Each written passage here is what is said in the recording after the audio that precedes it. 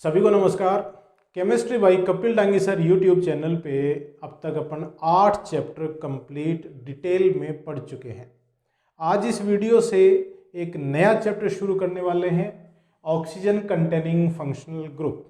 इसके 2 chapter 12th class में include करे गए हैं। अपन शुरू कर रहे हैं oxygen containing functional group part first और उसका वीडियो नंबर 1। देखिए, वैसे तो ऑक्सीजन कंटेनिंग फंक्शनल ग्रुप कई प्रकार के होते हैं। Alcohol, phenol, ether, aldehyde, ketone, carboxylic acids, ester, anhydride इत्यादि। ये फंक्शनल ग्रुप ऐसे हैं जिनमें ऑक्सीजन पाया जाता है।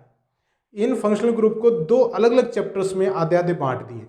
अब ये जो चैप्टर अपन इस पढ़ने जा रहे हैं आज से, oxygen containing functional group part first और इसका वीडियो नंबर 1, इस चैप्टर में अपन पढ़ेंगे एल्कोहल, फिनॉल और ईथर, 3 प्रकार के फंक्शनल ग्रुप डिटेल में पढ़ेंगे।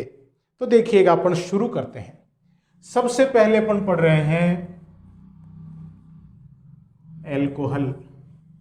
एल्कोहल क्या होते हैं कि जो एल्केन्स हैं,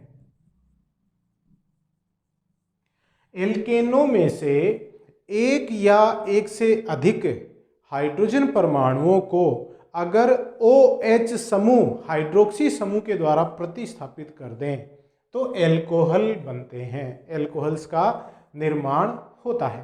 तो अपन यूँ कह सकते हैं कि एल्कोहल क्या है? एल्कोहल है एल्केनों के हाइड्रोक्सी व्युत्पन्न, hydroxy derivatives of alkanes are known as alcohols. तो ये हाइड्रोक्सी व्युत्पन्न है एल्केनों के। ठीक है, अब देखिए, अगर जैसे एल्केन है उसमें से एक हाइड्रोजन को OH द्वारा प्रतिस्थापित कर दें तो बनने वाले एल्कोहल को कहेंगे मोनोहाइड्रिक।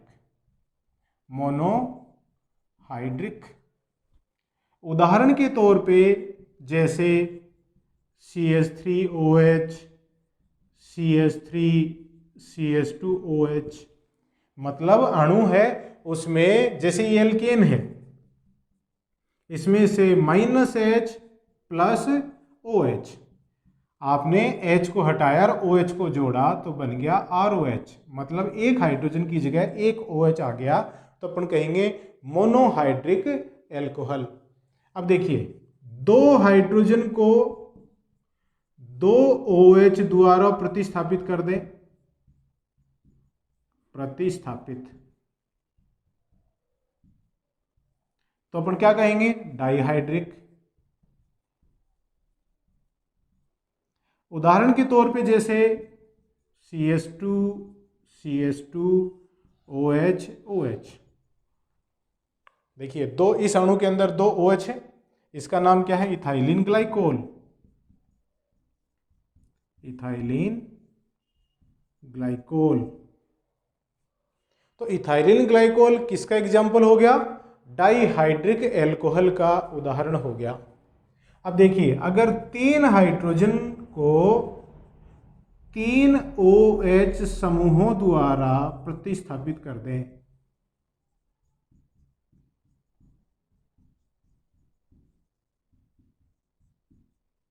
तो क्या बनता है? Trihydric alcohol. ट्राइहाइड्रिक एल्कोहल उदाहरण देखिएगा, मैं यहाँ पे ये अणु लिख रहा हूँ, इस अणु में ये 3 OH समूह जुड़े हुए हैं। किसका एग्जाम्पल है ये? ट्राइहाइड्रिक एल्कोहल्स का उदाहरण है। नाम क्या है इसका? ग्लिसरोल। Glycerol, glycerine. सर्दियों में देखिए ग्लिसरीन आती है जिसको पानी में या गुलाब जल में मिला के अपने हाथों पे लगाते हैं, स्किन नहीं फटती है, स्वाद में मीठी होती है, वो उसका सूत्र ये है, इसको ग्लिसरोल भी कहते हैं। तो इसलिए क्या है? ट्राइहाइड्रिक एल्कोहल है। अब और देखिए, 4H या ज्यादा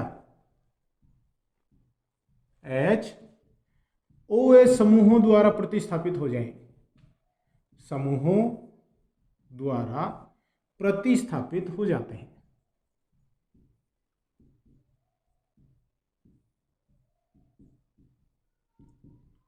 तो क्या बोलेंगे?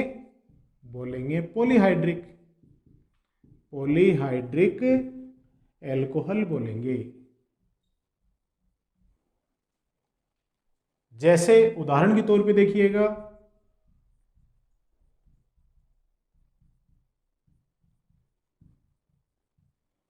मैंने यहाँ पे ये 6 कार्बन की श्रृंखला बनाई है और इसमें प्रत्येक कार्बन पर एक एक OH जुड़ा हुआ है।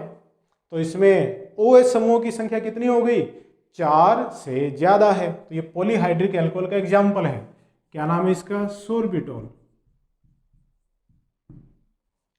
तो देखिए इनमें क्या हो रहा है कि जो एल्केन है उन एल्केनों में से एक हाइड्रोजन या एक से ज्यादा हाइड्रोजन परमाणुओं को अगर OH समूहों द्वारा प्रतिस्थापित कर दें तो क्या बन रहे हैं? एल्कोहल बन रहे हैं। अब यहां पर एक विशेष बात मैं स्टार लगा के लिख रहा हूं, आप भी अपने दिमाग में स्टार लगा के ही इसको सीख लेंगे। बहुत ही इंपॉर्टेंट चीज है। पिछले कुछ वीडियोस में भी अपन ये चीज पढ़ चुके हैं वैसे, लेकिन ये एल्कोहल से संबंधित है इसलिए विशेष यहां पे मैं लिख रहा हूं। क्या है? एक ही कार्बन पर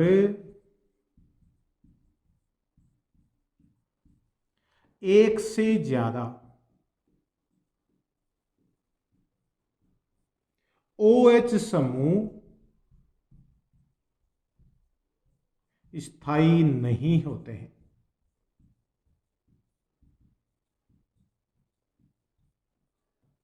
ये बड़ी इंपॉर्टेंट चीज है, ये जो बात मैं लिख रहा हूं, एक कार्बन पे एक से ज्यादा OH समूह स्थायी नहीं होते हैं। मैंने यहां पर जितने भी एल्कोहल के उदाहरण लिए हैं, जैसे डाईहाइड्रिक है, ट्राईहाइड्रिक है, पॉलीहाइड्रिक है, उनमें एक से ज्यादा OH तो हैं, लेकिन एक कार्बन पे नहीं है, अलग अलग कार्बनों पे हैं। देखो आप है ना? तो अलग अलग कार्बनों पे OH तो स्थायी हो जाएंगे, लेकिन एक कार्बन पर एक से ज्यादा OH समूह स्थायी नहीं होते हैं। ये चीज दिमाग में अच्छे से बैठा ले, बहुत इंपॉर्टेंट चीज है। इस चीज को अपन बार बार में आगे काम में लेंगे। और पहले भी अपन ने जब एल्किल हैलाइड और एरिल हैलाइड पढ़ा था तो उसमें भी ये बात मैंने आपको बताई थी कि अगर एक कार्बन पे एक से ज्यादा OH आ जाते हैं तो क्या होता है, और इसको अपन आगे भी इस चैप्टर में काम में लेंगे। तो ये बहुत इंपॉर्टेंट चीज है। अब अपने जो इस चैप्टर में एल्कोहल्स हैं, उन एल्कोहल्स में मोनोहाइड्रिक एल्कोहल हैं, वो अपने सिलेबस में है। डाईहाइड्रिक, ट्राईहाइड्रिक, पॉलीहाइड्रिक, ये जो एल्कोहल्स हैं ये अपने सिलेबस में नहीं है। तो अपने सिलेबस में क्या है? Monohydric alcohols. मोनोहाइड्रिक एल्कोहल्स हैं, मतलब ये कोई एल्केन है, इसमें आपने क्या जोड़ा? OH समूह जोड़ा, या फिर मैं यूं लिख दूं इसको सीधे ही, जैसे तीर लगाया, प्लस OH माइनस H, तो बन गया ROH। ये है मोनोहाइड्रिक एल्कोहल।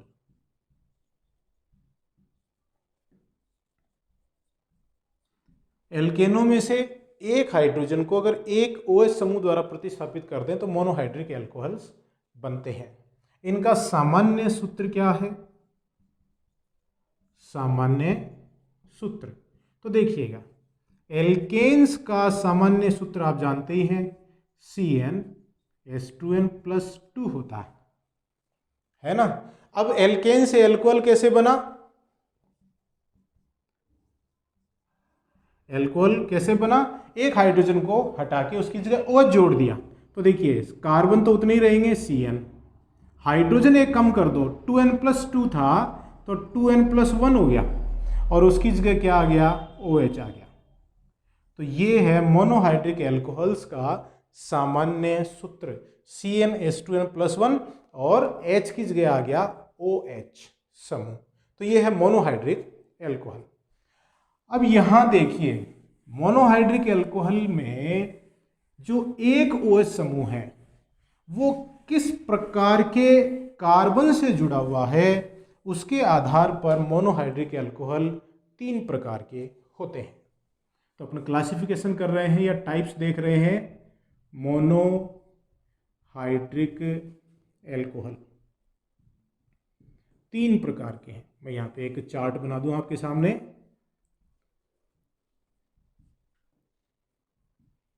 देखिए, प्राइमरी एल्कोहल्स, प्राइमरी एल्कोहल, दूसरा है सेकेंडरी एल्कोहल,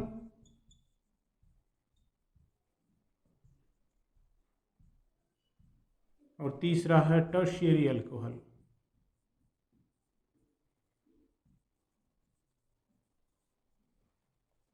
प्राथमिक एल्कोहल, द्वितीयक एल्कोहल और तृतीयक एल्कोहल, इसको 1 डिग्री एल्कोहल भी कहते हैं प्राथमिक को,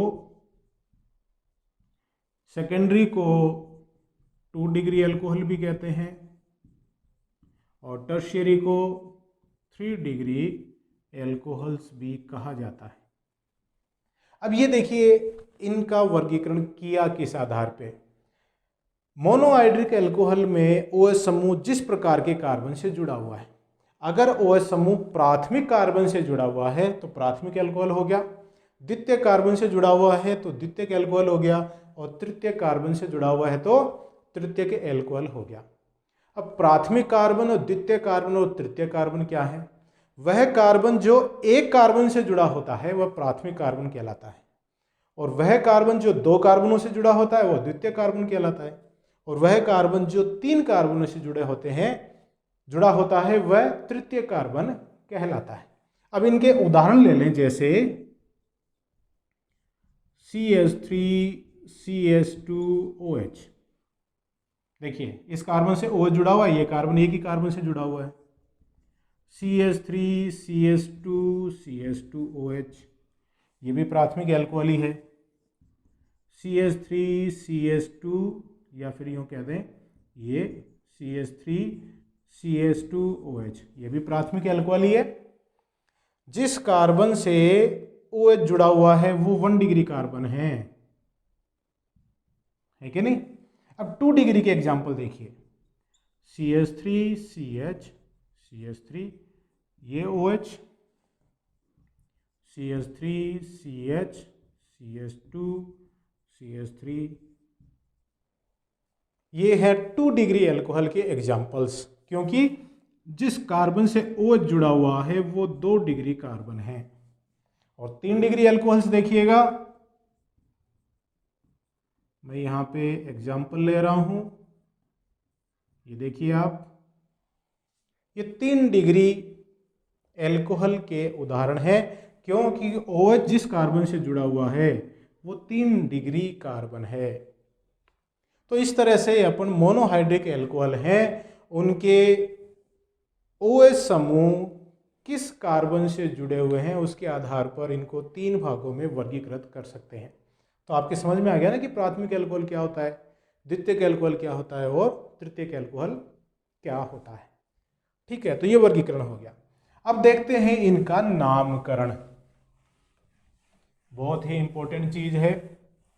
जो ऑर्गेनिक केमिस्ट्री है, कार्बनिक रसायन है, उसमें जितने भी क्रियात्मक समूह हैं उनमें जो IUPAC नोमेनक्लेचर है, IUPAC नामकरण या सामान्य नाम भी अपन कह सकते हैं, कि नामकरण इतना इंपॉर्टेंट है कि नामकरण में से विभिन्न कंपटीशंस में या बोर्ड एग्जाम में एक क्वेश्चन तो हर साल हर हालत में पूछा ही जाता है।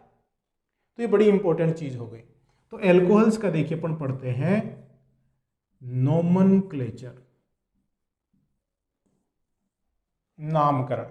अब नामकरण की अपन 2 पद्धतियां पढ़ेंगे, सामान्य नाम जिसको रूढ़ नाम पद्धति भी कहते हैं, और दूसरा पढ़ेंगे अपन IUPAC नोमेनक्लेचर। ठीक है, तो सबसे पहले अपन देख रहे हैं कॉमन नेम और ट्रिवियल नेम भी इसको कहते हैं। ट्रिवियल नेम, सामान्य नाम,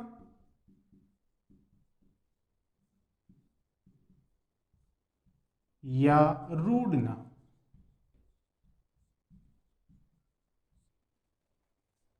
ठीक है, देखिए एल्कोहलों का जो सामान्य नाम या रूढ़ नाम है वो होता है एल्किल एल्कोहल।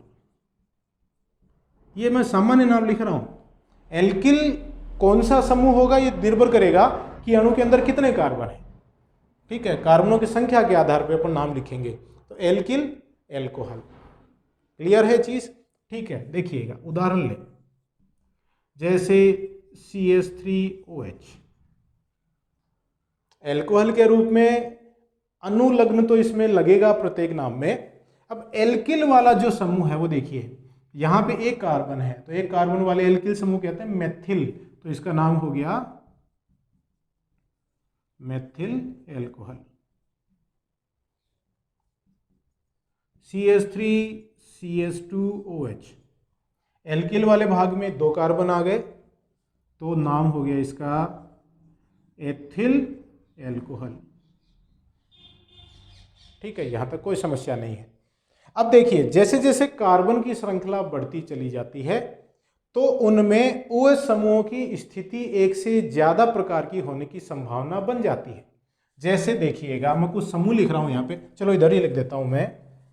अगर किसी अणु में कार्बनों की संख्या 3 या 3 से ज्यादा है और वो सारी श्रृंखला सीधी रेखा के रूप में है, तो उस अणु के उस एल्कोहल के अणु में जब अपन सामान्य नाम लिखेंगे तो नाम से पहले पूर्व लग्न के रूप में लिखते हैं स्मॉल n, जो इंगित करता है नॉर्मल। तो ये जो श्रृंखला है ये क्या कहलाती है? नॉर्मल। और यहां OH लग गया, तो देखिए श्रृंखला सीधी है तो इसको कहेंगे नॉर्मल। ठीक है, सीधी श्रृंखला में अगर लग रहा है तो नॉर्मल।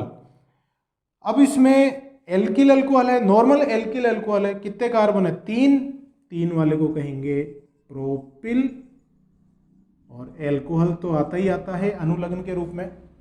ठीक है, अब देखिए आपको ये चीजें देखनी है।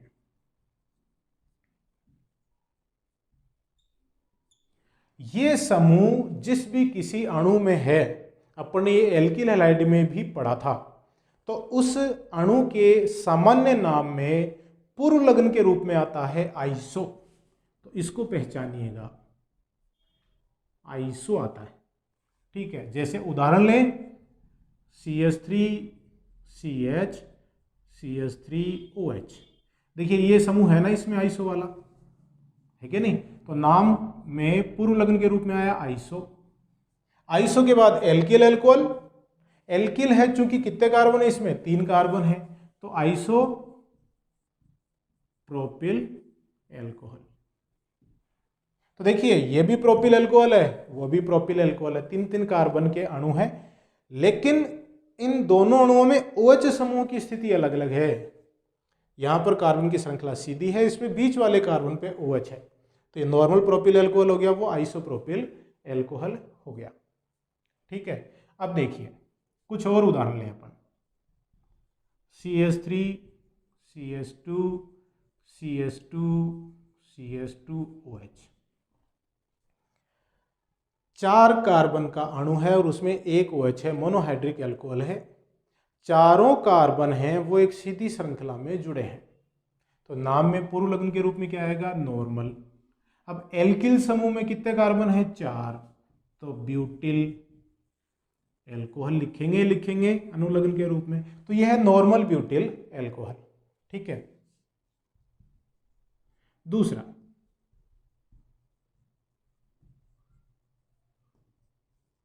देखिए OH की स्थिति बदल गई।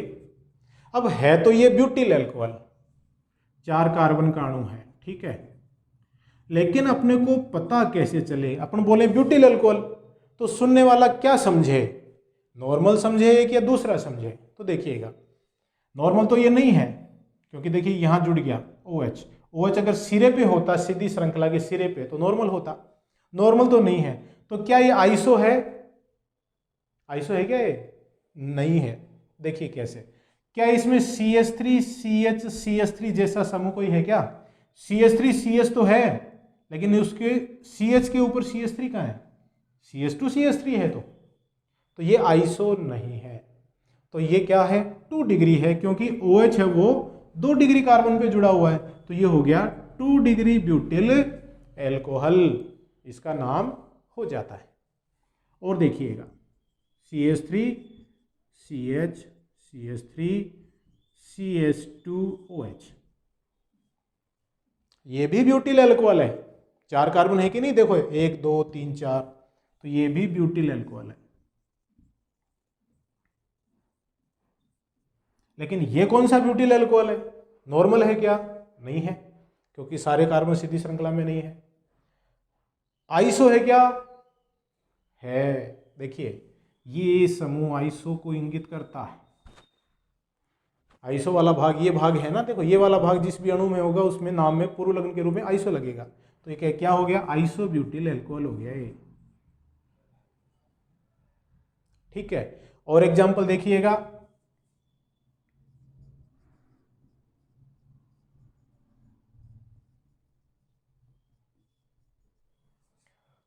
ये अणु आपके सामने है, कितने कार्बन है? 1 2 3 4, 4 कार्बन है, तो ब्यूटिल अल्कोहल तो हो गया ये।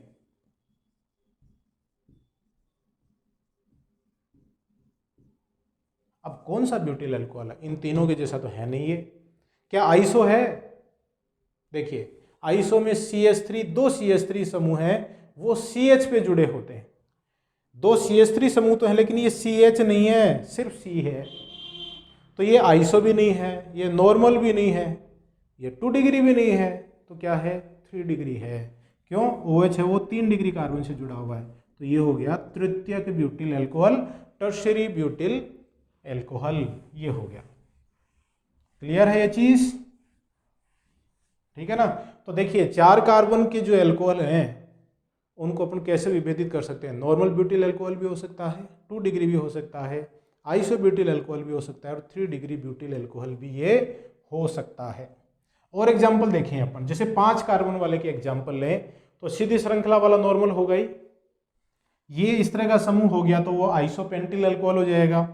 अब उसमें देखिए एक विशेष प्रकार का और अल्कोहल होता है। अगर किसी अणु में ये समूह है तो उसके नाम में पूर्व लग्न के रूप में आता है नियो। नियो ये समूह, और यहां पे मैंने OH लगा दिया, तो जो अल्कोहल का नाम आएगा उसमें पूर्व लग्न के रूप में आएगा नियो। कितने कार्बन इस अणु में? 1 2 3 4 5, तो नियो पेंटिल अल्कोहल, तो ये नियो समूह हो गया। तो इस तरह से अपन अल्कोहलों के सामान्य नाम लिख सकते हैं। ट्राईहाइड्रिक अल्कोहल में जो ग्लिसरॉल था वो उसका सामान्य नाम है। IUPAC या दूसरा नाम अपन कैसे लिखेंगे वो आगे देखेंगे। तो ये हैं इनके सामान्य नाम एल्किल अल्कोहल के रूप में। एल्किल समूह में क्या है ये आपको पहचानना है। अल्कोहल जो अनुलग्न है इसमें जो सफिक्स है अल्कोहल के रूप में वो तो सभी के नाम में आ रहा है। एल्कोहल एल्कोहल तो देखिए सब में लिख रहे हैं अपन। एल्किल कौन सा है ये समूह पहचानना है और उसका नाम आपको लिखना है। तो ये है सामान्य नाम या रूढ़ नाम पद्धति। अब अपन देखते हैं IUPAC नोमेनक्लेचर। IUPAC नामकरण पद्धति बहुत इंपॉर्टेंट है। आपको IUPAC का नाम, पूरा नाम तो पता भी होगा। IUPAC नामकरण अपन छोटी क्लासों से ही पढ़ते आ रहे हैं, शायद 7th 8th से चालू हो जाता है। और एल्किल हैलाइड और एरिल हैलाइड का पिछला जो चैप्टर पढ़ा अपन ने ऑर्गेनिक केमिस्ट्री का, उसमें भी अपन ने IUPAC नोमेनक्लेचर पढ़ा था, लेकिन वो उस क्रियात्मक समूह का था, उस फंक्शनल ग्रुप का था। आज अपन पढ़ेंगे एल्कोहल्स का। तो IUPAC नोमेनक्लेचर। IUPAC का पूरा नाम पता है क्या आपको? पता होना चाहिए, बहुत इंपॉर्टेंट है। केमिस्ट्री के स्टूडेंट हैं आप तो देखिए, I for International, U for Union, किसका? Of. P for Pure, A for Applied, और C for Chemistry. International Union of Pure and Applied Chemistry, विशुद्ध एवं अनुप्रयुक्त रसायन का अंतर्राष्ट्रीय संगठन है ये। और ये संगठन ये डिसाइड करता है कि विभिन्न कार्बनिक यौगिकों के जो नाम लिखें पूरी दुनिया में जिसकी मान्यता है। सामान्य नाम तो अपना अलग अलग देश में अलग अलग भी लिख सकते हैं। कोई भी यौगिक है, किसी देश में किस नाम से जाना जाता है, दूसरे देश में किसी नाम से जाना जाता है, लेकिन IUPAC एक नियमों के आधार पर लिखा जाने वाले नाम है जो पूरी दुनिया में वो ही नियम चलते हैं। अब इसमें देखिए, किसी भी कार्बनिक यौगिक का IUPAC नाम लिखते हैं तो उसके 3 स्टेप हैं। पिछले चैप्टर में भी अपन ने वो स्टेप पढ़े, यहां भी अपन वो रिपीट कर रहे हैं, ध्यान से देखिएगा। सबसे पहला स्टेप, एक सबसे लंबी कार्बन श्रृंखला का चुनाव सबसे पहले किया जाता है। अणु में सबसे लंबी कार्बन श्रृंखला का चुनाव करते हैं, चुनते हैं, देखते हैं भाई सबसे लंबी कार्बन श्रृंखला कौन सी है। अब सबसे लंबी कार्बन श्रृंखला का चुनाव करते समय भी कुछ नियमों के या कुछ बातों का ध्यान रखना है। वो क्या कि ऐसी सबसे लंबी कार्बन की श्रृंखला का चुनाव करेंगे जिस पर क्रियात्मक समूह उपस्थित हो, यह अवश्य है।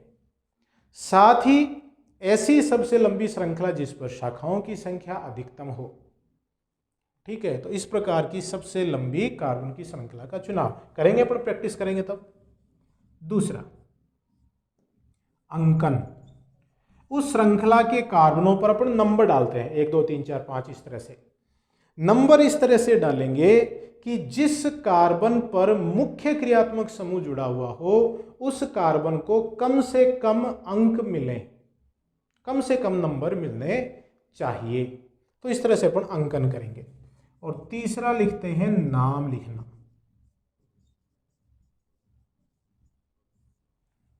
नाम लिखते हैं तो ध्यान रखिएगा, जब नाम लिखते हैं तो जो मुख्य क्रियात्मक समूह का नाम है वो हमेशा नाम के अंत में लिखा जाता है, मतलब अनुलग्न के रूप में लिखते हैं, सफिक्स के रूप में लिखते हैं। और बाकी जो मुख्य श्रृंखला पर जो शाखाएं उपस्थित हैं या अन्य क्रियात्मक समूह उपस्थित हैं उनके नाम मुख्य श्रृंखला के नाम से पहले लिखे जाते हैं। मतलब सबसे पहले नाम लिखेंगे प्रतिस्थापियों के, तो प्रतिस्थापियों के नाम उनकी स्थिति को दर्शाते हुए अंग्रेजी के वर्णमाला क्रमानुसार लिखते हैं। जो सब्स्टिट्यूएंट्स हैं उनकी पोजीशंस को शो करते हुए अल्फाबेटिकल ऑर्डर में उनके नाम लिखे जाते हैं और फिर मुख्य श्रृंखला का नाम लिखा जाता है। मेन ब्रांच का नाम लास्ट में अपन लिख रहे हैं। ठीक है, अब बात करते हैं अपन एल्कोहल्स की। तो एल्कोहल्स में IUPAC नाम जो होता है, IUPAC नेम, वो क्या है? एल्केनोल। मतलब जो मुख्य कार्बन की श्रृंखला है उसमें आप देखो कितने कार्बन हैं, उस कार्बन के एल्केन का नाम लिखो। जैसे मान लो 5 कार्बन है तो एल्केन का नाम हो गया पेंटेन, 4 कार्बन है तो एल्केन का नाम हो गया ब्यूटेन। उस एल्केन के नाम में से ये देखिए ई है ना, ये ई हटा दो और ओल जोड़ दो तो बन जाता है एल्केनोल।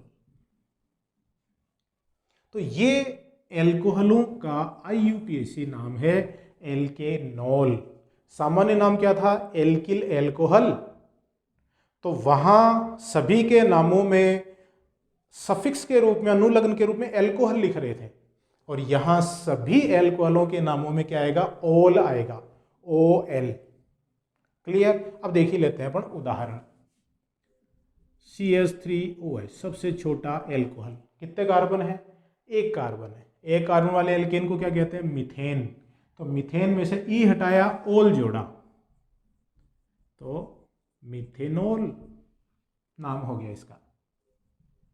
CH3CH2OH क्या नाम हो गया?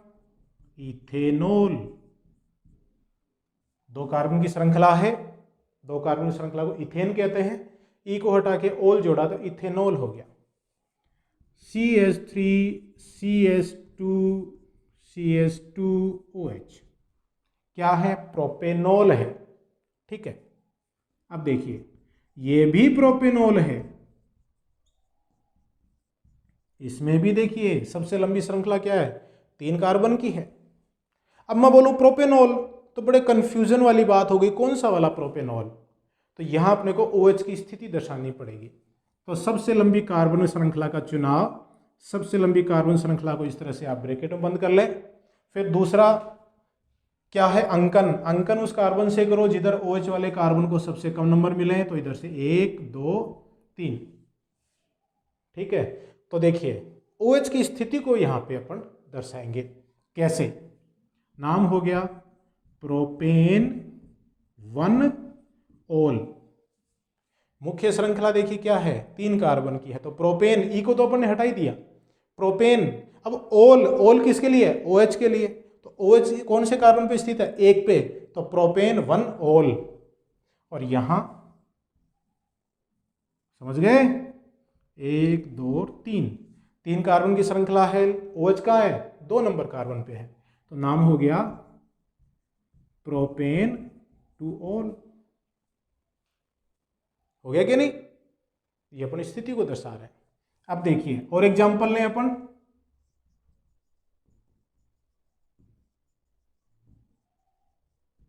ये देखो 4 कार्बन की अपन ने श्रृंखला देखी, सबसे लंबी श्रृंखला 4 कार्बन की है, यहां से 1 2 3 4 ऐसे करेंगे नंबरिंग, लेफ्ट साइड से नहीं कर लें आप, लेफ्ट साइड से अगर करें तो 1 2 3 4 OH वाले कार्बन को 4 नंबर मिलेंगे, तो गलत हो जाएगा। मुख्य क्रियात्मक समूह वाले कार्बन को कम से कम नंबर मिलने चाहिए। तो 4 कार्बन की श्रृंखला है, तो ब्यूटेन और 1 ओल। ठीक है, और एग्जांपल लें, CH3 CH2 CH2 CH3, और ये मैंने लगा दिया यहाँ पे OH। सामान्य नाम था इसका द्वितीयक ब्यूटिल अल्कोहल, लेकिन IUPAC नाम देखिए, सबसे लंबी श्रृंखला ये रही। नंबरिंग किधर से करें, इधर से करें तो 1 2 3 नंबर कार्बन पे OH आ रहा है, राइट साइड से करें तो 1 और 2 पे आ रहा है, 1 2 3 4, तो नाम हो गया ब्यूटेन 2 ओल, ये इसका नाम हो जाता है। और देखिएगा, मैं इसको हटा दूं, ये तो आपने देख लिए होंगे, लिख लिए होंगे। 4 कार्बन की अपन एग्जांपल लेते जा रहे हैं।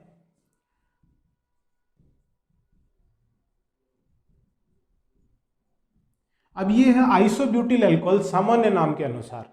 क्यों लिख रहा हूं मैं, क्योंकि कई बार बोर्ड एग्जाम में पूछा जाता है कि आइसोब्यूटिल अल्कोहल का IUPAC नाम लिखिए, इस प्रकार का प्रश्न आ गया, तो आपको ये पता भी तो होना चाहिए ना कि आइसोब्यूटिल अल्कोहल क्या है, तभी तो आप IUPAC नाम लिख पाएंगे। तो इसलिए मैं ये एग्जाम्पल जो मैंने ट्रिवियल नेम सिस्टम में लिए थे वो यहाँ पे रिपीट कर रहा हूँ और इनके IUPAC के अनुसार नाम लिख रहा हूँ। अब देखिए यहाँ पे सबसे लंबी श्रृंखला का चुनाव, जिसमें OH समूह वाला कार्बन भी होना चाहिए। 3 कार्बन की श्रृंखला है, मैंने इसको डिब्बे में बंद कर दिया, 1 2 3 कार्बन की श्रृंखला है। अब इसमें प्रतिस्थापी भी है, साइड ब्रांच भी है, ये वाली है क्या नहीं, कितने नंबर कार्बन पे है, 2 नंबर कार्बन पे है। तो जब नाम लिखते हैं तो पहले प्रतिस्थापियों का नाम लिखेंगे उनकी स्थिति को दर्शाते हुए। ठीक है, तो देखिएगा क्या नाम इसका, 2 मेथिल, सबसे पहले प्रतिस्थापी का नाम उनकी स्थिति को दर्शाते हुए। तो CH3 समूह है तो मेथिल समूह है, कितने नंबर कार्बन पे, 2 पे। ठीक है, फिर मुख्य श्रृंखला का नाम, तो मुख्य श्रृंखला तो एल्कोहल की है, कितने कार्बन है, प्रोपेन है, और प्रोपेन के कार्बन नंबर 1 पर एल्कोहल, मतलब एल्कोहलिक समूह OH समूह है, तो प्रोपेन 1 ओल, 2 मेथिल प्रोपेन 1 ओल इसका नाम हो गया। क्लियर है, और देखिएगा एग्जांपल,